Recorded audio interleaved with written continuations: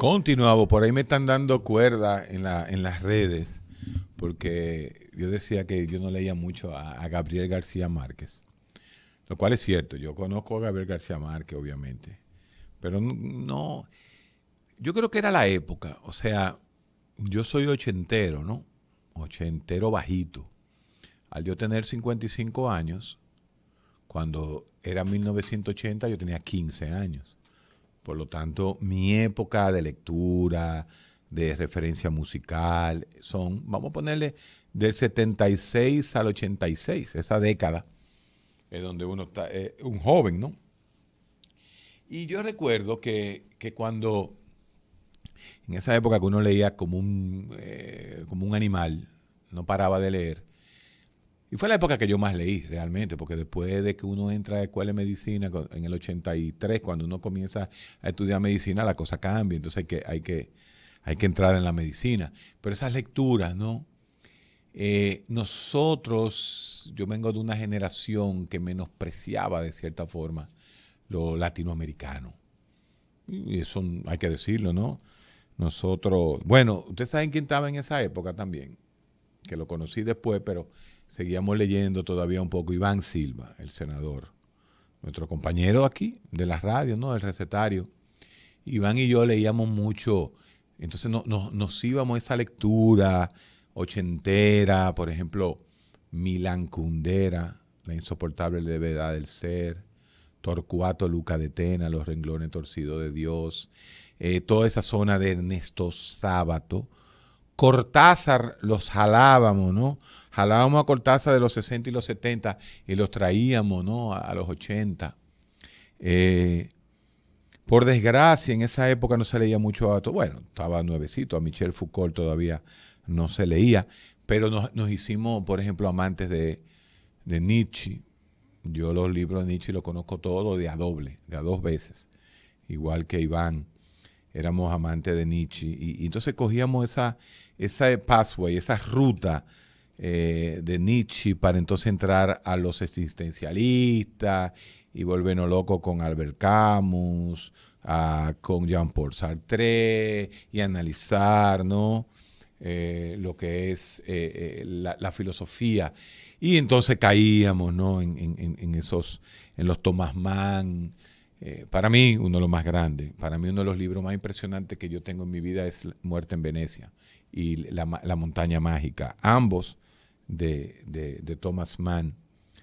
El lobo estepario, ¿no? Hermann Hesse. Entonces, en esa época, en los 80, eso era lo que nosotros leíamos. Y entonces, dentro de los latinoamericanos, yo personalmente, un poquito Cortázar, Borges y este hombre, el peruano, Vargas Llosa, habían cosas que me gustaban. Pero a mí no me gustaba, personalmente. Eso no es. Yo no estoy diciendo una blasfemia, que Gabriel García Márquez no era mi preferido. Y nada, yo tengo esa cultura, ese estigma ochentero, ¿no? Igual de la música. Lo que estábamos en los 80, odiábamos esa música popular pop de los 80, malísima. Tú me pones a mí a Boy George y a George Michael y si tengo un martillo, prepárate. O un palo de coba. Entonces, nosotros renegábamos esa música de aquella época, esa pendejada de George Michael, ¿cómo se llamaba? Duran Duran, esos grupitos así de pop. eh, Nosotros no lo renegábamos. Entonces, por eso me están dando bullying con respecto a Gabriel García Márquez. Pero cada época tiene sus íconos y tiene sus momentos. ¿Mm? Yo creo que después de los 80 vienen esos 90. Creo que los 90, por ejemplo, en el área de la música es mucho más rica que los 80, para mí, personalmente. Por ahí anda Leo Erame acabando conmigo cuando digo eso, porque él se quedó un poco en esa música. Él era admirador de George Michael. ¿Oíste, Leo? Buenas. Saludos. Diga usted. Doctor, vámonos a ver si se puede. Y mire, déjame bajar el radio. Breve. Yo, wow. Aló. Dígame. Sí, doctor, yo pensando, yo soy, casi no ando en la calle. pero hoy por casualidad tuve que montarme en el metro de Santo Domingo. Ok. Mirando yo la organización que hay en ese sistema, ¿qué me quiere decir eso? Que el dominicano sabe ser organizado. Lo que pasa, no sé qué es lo que está pasando cuando uno sale de esas normas. Doctor, ahí no se falta respeto, todo el mundo anda como, no sé, usted cree que va en una misa. Sin embargo, en cualquier otro mundo no dice, ¿qué es esto? ¿A qué se debe eso? Como ese cambio que usa el dominicano. Entró al metro, todo bajo respeto. Así mismo es. Sale del metro, una vagamundería. El ambiente. Exacto. ¿A qué se debe El eso? hombre se abstrae y se inhibe frente al ambiente. Ese es el famoso sobre los roles. El famoso experimento de Lombardo en California, ¿no? Con el experimento de Stanford, donde dividió dos grupos. A uno los convirtió en policía de la cárcel y a otro en presidiarios. Y tuvieron que suspender el estudio porque los que hacían de policía verdaderamente se terminaron creyendo que eran policías y le dieron macanazo y golpe a los presidiarios. Entonces, cuando uno entra al metro, uno sublima esas palabras de ese presidente grande que tuvimos, amigo mío, pero no es amigo de Ricardo, ¿no? Leonel Fernández Reina, que hablaba del Nueva York chiquito. Entonces, todo el que entra al metro se cree que llegó a Nueva York. De alguna u otra forma, su superego, su super yo le dice, cuidado, que aquí no se tiran papelitos en el suelo. Y la gente se inhibe, y es verdad, como tú dices, la gente se comporta diferente en el metro porque le llama la atención la modernidad, los metros, creen que está en Nueva York. Y desde que sale, imagínese usted el contraste que hay cuando usted llega a esa parada en Villamella y usted sale del metro y de golpe y porrazo le llegan esos 36 grados de temperatura, un chinero, cuatro motoristas y un asaltante que te viene a robar en ese mismo momento. ¡Wow! Cambió la vida. Esos son esos contrastes del tercer mundo. ¿Qué pasa? Es lo mismo el metro de Nueva York. Tú vas en el metro de Nueva York y cuando llega a Brooklyn tú te das cuenta que va cambiando el ambiente del metro, va cambiando. Y cuando tú sales, no se te ocurra a ti, en la época de los 70 y los 80 salí en una de esas paradas de Brooklyn, allá llegando casi a donde uno iba siempre, a Coney Island. No, cuidadito, o sea, salía ahí te picaban. Entonces, sí, el metro tiene esa magia y el metro de Santo Domingo la tiene. Por eso qué bueno que ahora extiendan el metro hasta allá, donde a los Alcarrizos. Hay que hacerlo obligatoriamente. Estaba escuchando hoy en el rumbo. Pero es así. El hombre se acostumbra fácil. Señores, el tipo de 35 años, es un bocón aquí. Y cuando llega a Nueva York, hasta la voz le cambia frente al de migración. Hi, how are you? Y aquí, ¿qué pasa? ¿Qué coño? Yo no voy a hacer nada. Y tira la botella, y se pasa en rojo, y bebe en la calle. Y cuando llega a Nueva York, pianito, el mismo manganzón, pianito se pone en esa migración. Ahí es que usted tiene que ver los hombres. Entonces, el hombre es de circunstancia. El hombre se acostumbra inmediatamente a las circunstancias. Por eso es que no hay que esperar 100 años para cambiar el país. Y eso es importante. No hay que durar 100 años para cambiar el país. En 20 años usted cambia la cultura de un país. La cultura de un país, usted la malea en 20 años. En 20, no se necesita, no, que ya no fuñimos. Bueno, no, hay forma de trabajar. Mire que yo soy un pesimista social. Es demasiado lo que hay que hacer aquí para volver a poner al dominicano en competencia. Oiga lo que estoy diciendo. No es que nos pongamos a nivel de Japón ni de Singapur, porque ya Singapur se tiró 30 años y se nos fue arriba 30 años.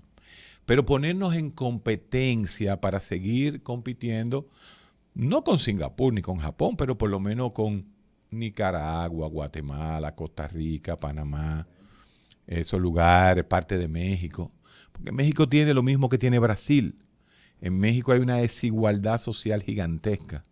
Pero en México tú tienes un hospital siglo XXI que se hacen trasplantes, pero también tiene un indio en Chiapas que no sabe ni siquiera hablar el español. Lo mismo sucede en Brasil, ¿no? Hay un gap, una diferencia, una distancia muy grande en esos países. Entonces nos falta, pero lo que más falta es interés y decisión.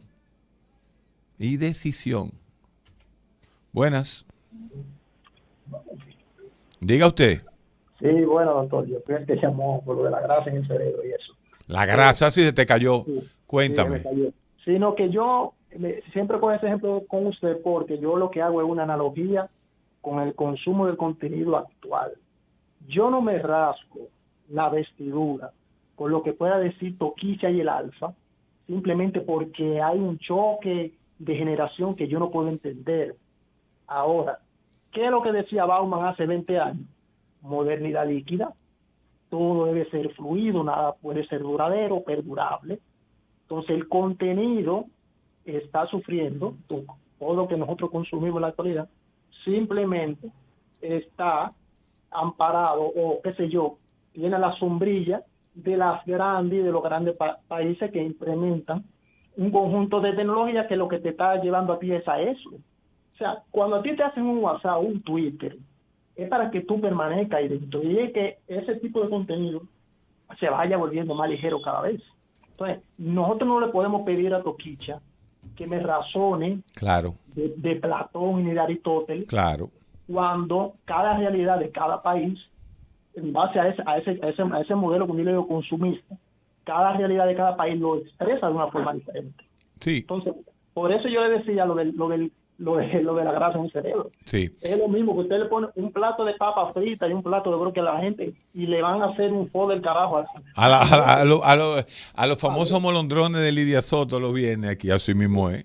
Exactamente. Que la grasa es grasa. ¿Quién no se come una papita frita? Pero venga acá. Entonces, es lo mismo, por eso yo siempre hago una analogía con el contenido de lo que se consume en la actualidad y entiendo también ese choque dialéctico que hay porque yo sé que la generación X, la generación sonora, si existen todavía, le va a chocar todavía ese tipo de Pero contenido. fíjate, hay contenido del momento. Por ejemplo, esas canciones de Toquicha no van a trascender. No, Porque para ¿quién trascendió? ¿Bladurán o Johnny Ventura? exactamente. No, de Bladurán no, y Bladurán también tenía su forma jocosa de hablar de pornografía oral, como le digo yo. Pero no trascienden, viven un momento, hablan un poquito, pero dentro de 4 años no se va a hablar de esa muchachita. Esa es la realidad, porque eso es lo que ha pasado. Eso que usted habla de la modernidad líquida de Zygmunt Bauman, uno de los libros más interesantes de ese pensador que murió hace poco. Sí, sí. Zygmunt Bauman duró 100 años, 102 años me parece. Creo que fue en el 2002 que murió. Sí. Y Bauman hablaba de eso. Bauman decía, vivimos a una velocidad tan vertiginosa que es como si tú fueras en un lago helado, que el patinador va corriendo rápido porque si frena se hunde. Porque el hielo se rompe y tú te hundirías. Entonces tienes que ir rápido. Y eso pasa. Por eso es que ustedes ven que una noticia tumba a la otra, que nada importa en un momento dado. Nada más son 24 horas. Señores, los escándalos aquí duran 24 horas. Como mucho. Como mucho. Puede ser falcón, medusa, coral, pulpo, erizo, tiburón. Toda la vaina que están pasando ahora. Todos los mariscos que están en la media. Pero cada uno tumba al otro. Y ya tú no sabes cuál es coral, ni cuál es medusa, ni cuál es falcón. Ah, pero mira, cambiaron el nombre. Falcón. Y ya falcón no tiene que ver con mariscos. ¿Y por qué? Pero doctor, una pregunta, ¿y eso no tiene que ver también con esa sociedad del espectáculo y esta masificación de nuevo aparatito que nosotros tenemos, que ahora nosotros lo vemos todo rápido y nosotros lo que queremos mala grasa? Algo ahí. ¿Por qué? Que el hecho que el fondo. ¿Por qué? Simple y sencillamente porque la forma de consumir. Fíjate, el non plus ultra, la explicación actual, 2021, septiembre. Fíjate que comenzamos con internet. Sí. Cartas en internet, en un email tú la enviabas. Después seguimos evolucionando, llegamos al YouTube. Ya el YouTube, tú podías escuchar en YouTube una persona hablar 6 horas, como también hablar 20 minutos. Entonces, después que cambió el teléfono inteligente, creo que fue en el 2012, donde BlackBerry comenzó a bajar y salió el inteligente, vino el meme. El meme es una imagen con tres eléctricas de mierda que te dicen algo. Claro. Pero fíjate como el YouTube cada vez tú quieres menos tiempo. Y ya te dicen en YouTube, no hable más de 15 minutos en YouTube para dar una cátedra. ¿Y qué llegó ahora? TikTok. El TikTok, no, comenzó con 30 segundos, pero eso tenía su razón para irlo llevando a 1 minuto, a 30, 60 minutos. Entonces, ya lo que quiere el mercado, que es el rey, acuérdate que en el posmodernismo los estados no existen. Lo que existen son los mercados. Exactamente. Entonces, el mercado, que es el que nos rige a nosotros y nos moldea a través de la media, los estados no existen. El mercado lo que quiere es que consumamos TikTok y que sigamos consumiendo. Y hay un detalle famoso, y eso fue de... Sí, eso fue de Lyotard. François Lyotard, cuando hace su libro sobre la condición posmoderna, te dice claramente, es que a diferencia de antes, donde el rico era el rico y era el que importaba, ahora no. Ahora, en el mercado consumista, por ejemplo, Claro, vamos a hablar de Claro. ¿Quién es mejor cliente de Claro? Oigan esto que voy a decir. O el otro, ¿cómo se llaman las que hay ahora? Pues ellos no se han cambiado tanto. Altiz, Viva. ¿Cuál es el otro? Altiz, Viva y Claro. Esos son los tres. Oigan esto. El doctor Guerrero Heredia tiene el programa más alto, ¿verdad? Porque yo recibo 1000 llamadas al día. Quiere decir que a mí, al doctor Guerrero Heredia, Claro le cobra $1 el minuto. Pero el pobre que le mete una tarjetica a su teléfono se lo cobra a $3. Entonces, para Claro, ¿quién es mejor cliente? ¿Yo que lo pago a $1 o el chinero que paga una tarjetica a $3? El chinero, hermano. Entonces, en este nuevo paradigma de consumo posmoderno, el pobre es mejor cliente que el rico. Pues usted lo conoce. Yo compro la libra de salami en el supermercado en este país mejor de lo que tú compras una cuarta en un colmadito. Sale más caro. Esa es la nueva forma de consumir. Ese es el verdadero mercado. Consume todo el mundo y el pobre le cuesta más consumir que al rico. Ese paradigma que yo te acabo de tirar, es una realidad real de hace más de 50 años. Desde la producción en masa, años 40, 30, 20, 30, 40, 50, ¿no? Se fueron dando cuenta que era lo que iba a pasar con el mundo. Y ahora imagínate. Eso te lo dije y ese fue el ejemplo. Te estoy dando el ejemplo de las comunicaciones, porque las comunicaciones lo son todo. Fíjate que las únicas empresas que siguieron ganando dinero durante la pandemia fueron las empresas de consumo. Y hay algo que tú no dejas de pagar. Mira, tú le dejas de pagar el colegio a tus hijos. Dejas de pagar la casa. Dejas de pagar la basura, el agua, pero tú no dejas de pagar Claro. Ni Altiz, ni Viva. ¿Por qué? ¿Por qué a ti no se te ocurre dejar de pagar eso? Entonces, justamente, ese es el nuevo mundo. El nuevo mundo es consumir. El nuevo mundo está regido por el mercado, no por un tanque de guerra, ni por un Estado que te va a invadir. Señores, la última gran guerra terminó hace unos días. La guerra más larga que había tirado Estados Unidos, la guerra de Afganistán. Nunca antes los Estados Unidos habían estado en una guerra tan larga. Y miren cómo terminó. Saliendo de allá con la cabeza abajo y el moco para abajo. Y volvieron a coger poder los talibanes. Entonces, fíjense cómo el mundo, y en esto sería una lógica hegeliana que dice que la historia, no, la historia sigue, sí, pero la historia sigue adelante, pero da paso para atrás. Y estamos en una época donde grandes sociedades han dado pasito para atrás, por favor. Eso no era una canción de pasito para atrás, por favor.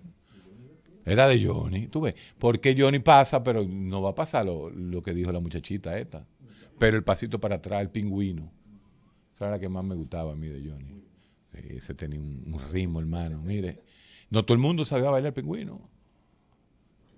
No, el pingüino, el que bailaba el pingüino sabía bailar. Porque el primero que no sabía bailar era Johnny Ventura. Johnny era malísimo bailando.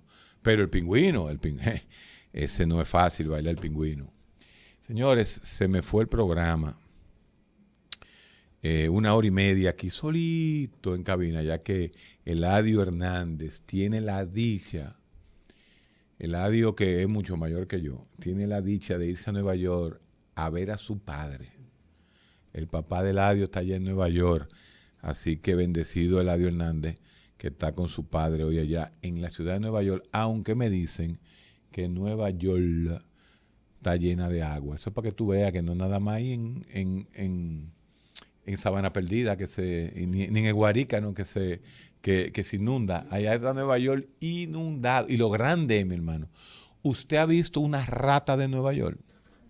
Usted ve una rata de Nueva York y salga huyendo porque es más grande que los perros, para que sepa. El recetario